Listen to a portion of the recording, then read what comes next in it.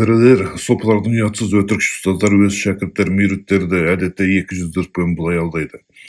Біздер супер-пупер қабілеттеріміз бар. Біз сендердің бос уақыттарында не істейтіндеріңді білеміз.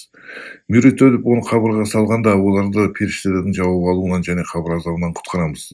Қиямет күні біз Аллахтың алдында шапағатшы болып, сендерді сырат көпірінен өтуге көмектесеміз.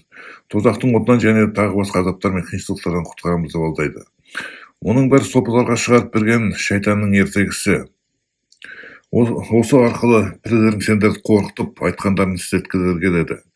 О сопылар, пірілерің сендердің шындықтары білулеріңді қаламайды. Сондықтан сендерге Құранды өз бетінше оқуға тыйым салады. Ал Құранда Аллахтың мына сөздері жазылған. Сол күні бірде-бір жан басқасына көмектесе алмайды. Сол күні билік тек Аллаға тиесілі болады. 82-ші сүренің 19-шы аяты.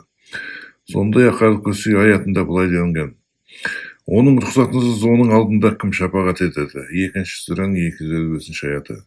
Көріп отырғандарындай сендердің пірілерің сендерді алдап жүр. Оларға сенбеңдер, сопылықты тастаңдар, бұл шайтанның жолы. Бірден емес, Құдайдан қорқыңдар.